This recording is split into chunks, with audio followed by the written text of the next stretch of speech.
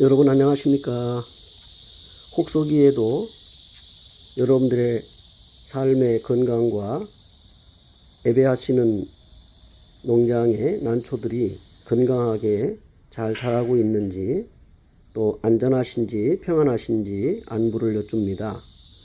오늘은 가장 중요한 시기, 조마조마한 그런 상황에서 출란의 혹서기에 집중적으로 나타나고 있는 연부 구경성병에 대한 주의와 그 다음에 예방과 처방과 거기에 관련된 약재들에 대해서 설명을 해 보려고 합니다.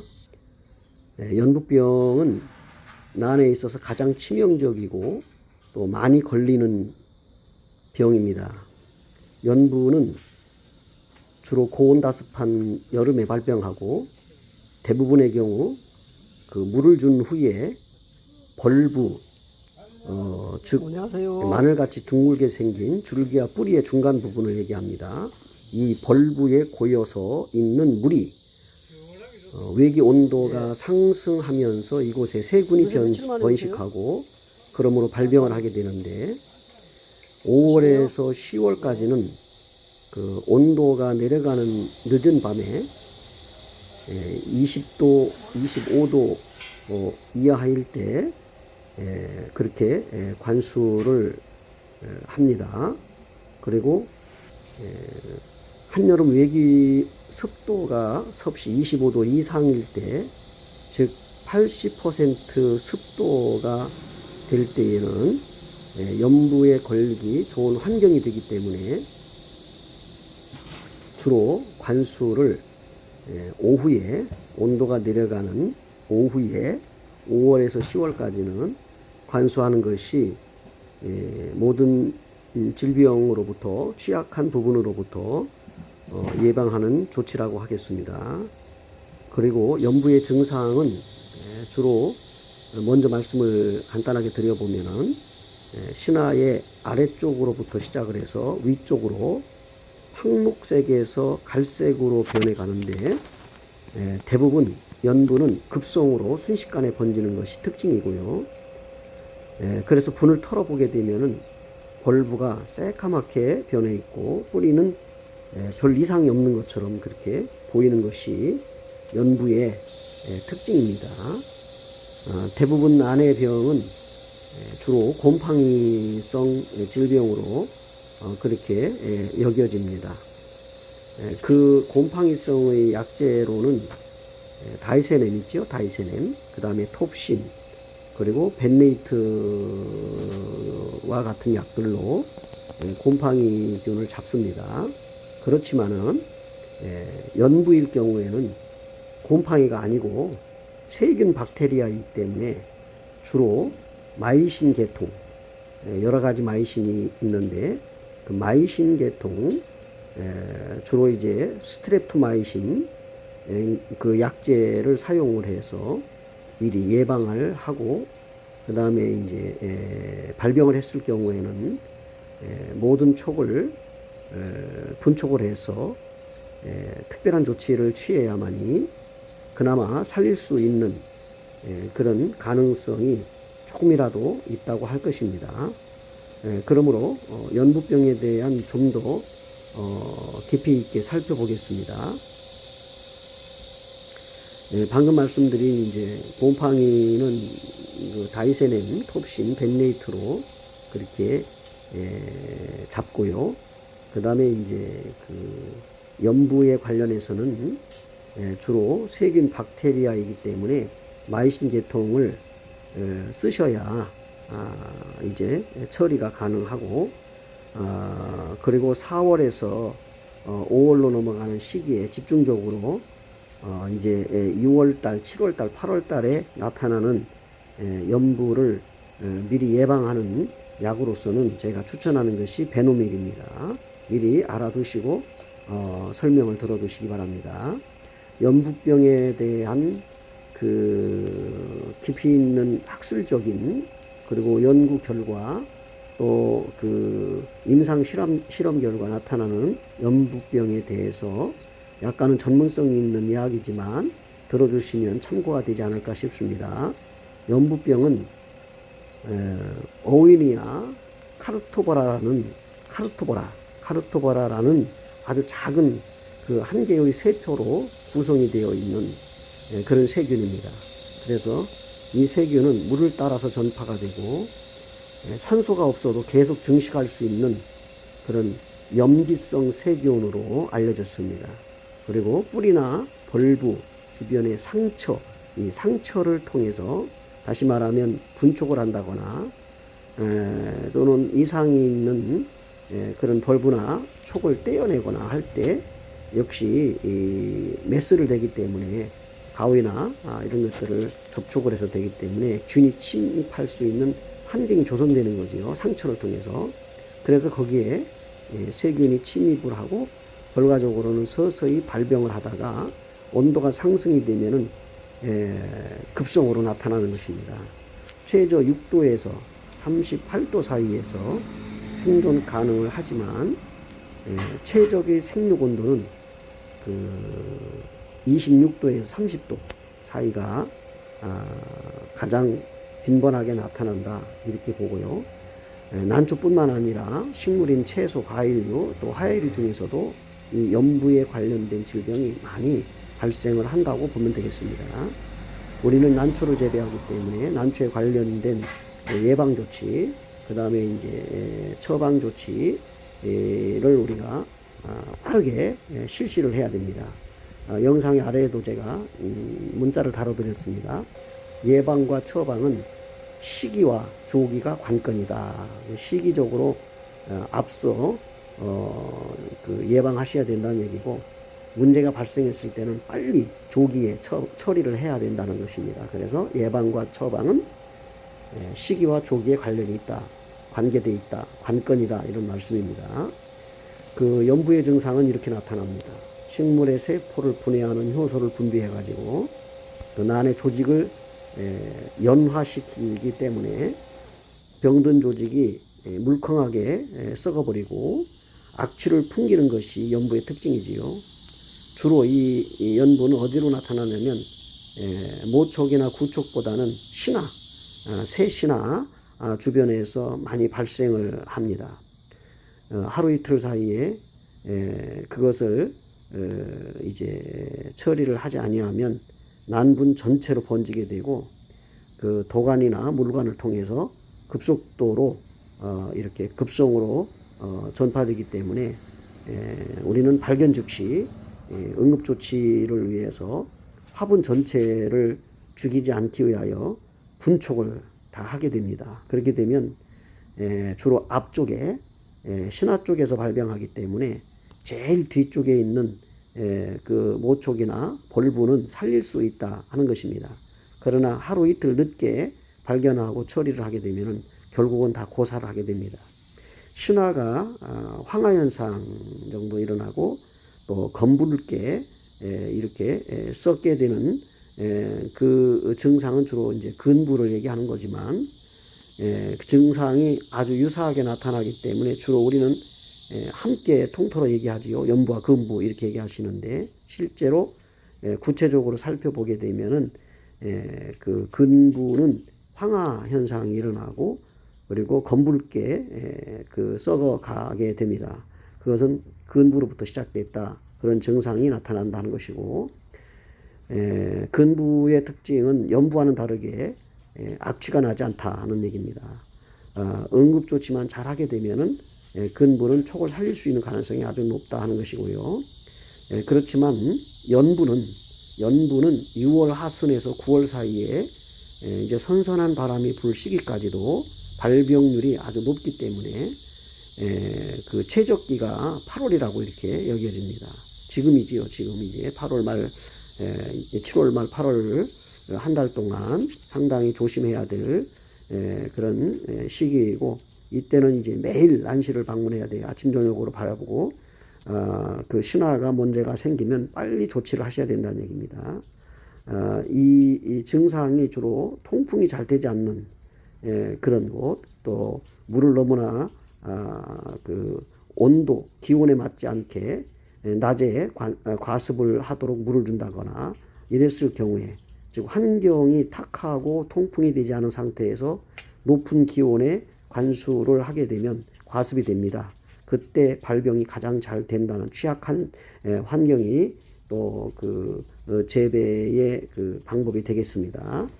이제 발병 그 요인으로 우리가 살펴보게 되면은 연분은 토양에 서식하는 균이기 때문에 산채 혹은 그런 외부로부터 들어오는, 특히 또 균을 잡아주지 않은 저곡토 같은 흙으로 된 그런 그 외부의 흙으로부터 난실로 유입이 되기 때문에 산채나 저곡토에 심었던 분들은 유심히 살펴보셔야 되고, 통풍이 되지 않기 때문에 그렇습니다. 가루로 난부를 모두 막기 때문에 그래요. 그래서 흙을 잘 씻은 다음에 소독을 해서 심어야 되는 게 필수입니다. 수포탁 같은 경우로 약하게 해서라도 산채나 외부로부터 들어오는 난들은 소독을 1차적으로 하셔야 되고요. 그 다음에 화분이나 난석들이 주로 흙에 닿지 않도록 세균에 그 취약하지 않도록 깨끗하게 관리하셔야 되고, 감염으로부터 예방하기 위해서 항상 무균 상태를 유지하는 것이 좋습니다. 살충과 살균을 통해서 그렇게 난을 관리하셔야 되고요. 주로 이제 건강한 조직에는 침입하지 못하는 그런 특징이 있죠. 건강한 난에는 세균이나 이제 바이러스가 박테리아가 침입하지 않았을 경우에는 건강한 난초는 잘 삽니다. 그리고 다른 그 2차, 1차 감염으로 인해 가지고 연부가 오는 경우가 주로 많은데, 아까 말씀드린 대로 상처를 통해서 2차 감염이 돼 가지고 연부가 발병합니다. 따라서 난을 건강하게 키워야 된다는 것이고, 분갈이를 할 때 상처난 곳을 통해서 세균이 감염되기 때문에 반드시 상처난 부위는 톱신을 발라서 도포를 해 주셔야 된다는 겁니다. 그리고 늘 이 살균보다 살충이 우선한다는 말씀을 드렸는데, 왜 그런가 하면은 결단된 부분, 메스가 들어갔던 그런 부분들, 그래서 별로 좋지 않은 부분을 칼이나 가위를 대 가지고 잘랐던 그런 부분들에 취약한 세균이 치유한다는 것이고, 내가 그렇게 손을 대지 않았어도 주변에 이제 응애라든지 이런 충을 통해서 뿌리나 잎이 상처가 나게 되고, 그 상처가 난 부위로 세균이 침입을 한다는 것입니다. 그렇기 때문에 1차적으로 겨울을 나고 나면 살충부터 하는 것이죠. 그리고 한 달에 한 번 정도는 살충을 해 주시는 게 좋고, 그 다음에 스프레이 같은 경우로도 이제 물을 주고 난 후에 벌브 쪽으로 스며들 수 있도록 스프레이 살충을 해 주시는 것이 유리합니다. 그렇기 때문에 항상 살충은 균으로부터, 그 상처로부터 치유하지 않도록 막아주고, 벌레들로부터 갉아먹은 상처난 곳에 균이 들어가지 않도록 막아주는 것입니다. 그리고 이제 주로 난실은 통풍이 잘 되도록 해야 되고, 때로는 이제 차광도 필요하지만 첫째 통풍이 잘 돼야 됩니다. 그리고 시기적으로 여름 같은 경우는 3일 만에 물을 주게 되는데, 그때 물을 주셔도 됩니다. 왜냐하면 난이라고 하는 식물 자체가 그 물관을 가지고 있어요. 물주머니를 갖고 있기 때문에 그렇게 쉽게 물을 주지 않는다고 해서 죽진 않습니다. 그렇기 때문에 너무나 자주 주고 그 습도 조절을 하지 않으면 연부가 온다는 것이에요. 왜냐하면 세균이 급발진하는 겁니다. 다시 말하면 아주 급성으로 이렇게 그 연부가 오는 것입니다. 그래서 여름철에는 그 세포벽을 단단하게 해주는 그런 칼슘 성분 같은 것들, 이런 것들을 그 세포벽이 단단하게 해가지고 식물체로 들어오질 않아요. 그 말하자면 이제 흡수를 못 한다는 얘기죠. 그래서 조직이 그 연해져 가지고 잎끝이 타게 되는 경우가 생기고, 왜냐하면 칼슘이 흡수가 되지 않으면 잎이나 조직이 연해질 수밖에 없습니다. 단단해지지 않는다는 거예요. 그렇기 때문에 그 여름 같은 경우는 연부 같은 것에 취약하다는 얘기입니다. 그래서 가끔은 이제 액상 칼슘제 같은 것 몇 년 시비를 해주는 것이 유리합니다. 건조한 환경에서는 세균의 증식이 잘 안 되기 때문에 그렇고, 난초를 강하고 단단하게 키우는 것이 좋습니다. 그렇기 때문에 병이 어디서 옵니까? 주로 연약한 그런 신화 쪽에서 온다는 얘기입니다. 그래서 습도 조절, 환풍은 잘 되되 물은 자주 줄 수 있지만은 그러나 습도가 관건이기 때문에 통풍을 잘 시켜야 된다는 겁니다. 옛날에는 그렇기 때문에 주로 귀한 난초들은 이제 그 벌브에 휴지를 내 가지고 물을 흡수시키는 거고요. 이런 조치는 다 못 해주기 때문에 주로 이제 선풍기를 이용해서 빨리 습도를 말려주는 그런 방법도 취하고 있는 게 사실입니다. 그 다음에 방제 요령은 주로 이제 선조치, 즉 4월 달에 베노미를 사용하시라는 거고요. 예방조치입니다. 그리고 관수를 하시는 것이, 관주를 하시는 것이 맞고, 스프레이보다는 그렇게 하시는 것이 4월, 5월, 6월 세 차례로 방제하시되 제가 추천하는 건 베노미를 추천합니다. 그리고 이제 만약에 병이 발생을 했다. 그리고 이제 너무 취약해졌다 할 때에는 항생제인 마이신 계통을 치는 것이 좋습니다. 그래서 마이신 계통이 이제 브라마이신, 스트랩토마이신, 아그리마이신 이런 그 마이신 계통이 항생제이기 때문에 그렇게 그 조직을 강하게 해주고 병으로부터 침입을 막아주는 그런 선조치. 그 다음에 문제가 발생했을 때 그것을 사용하신다는 겁니다. 그렇지만 한 가지 주의할 점이 있어요. 그 마이신 계통은 극단적인 상황에서 사용하고 신화가 올라오기 전에 미리 예방조치 하는 것이 맞는데, 만약에 분촉을 해서 살리기 위해서 하신다면은 그 약해가 나타나기 때문에 그걸 감안해서라도 하신다고 하면은 주시는 것이 맞지요. 주로 이제 800배 정도 이렇게 희석을 해서 발병 초기부터 7일 간격으로 5회 정도 이렇게 하시는 게 맞고, 그 약해 부분으로 인해 가지고 어떤 스트레토마이신 그 크로로타일 50% 성분의 알뜨리는 500배 희석해 가지고 초기부터 7일 간격으로 3회 이상 해주시는 것이 예방 조치도 좋고 치료 효과도 있다, 이런 말씀을 드립니다. 그리고 이제 난분을 들었다 놨다 하고요. 충격을 주게 되면 신화 때에는 그 뿌리가 생성이 돼 가지고 자라기 때문에 충격을 주게 되면 멈추게 되고 마디가 생기지요. 자라다가도 겨울이 되면 추워서 움츠렸다가 마디가 생기는 겁니다.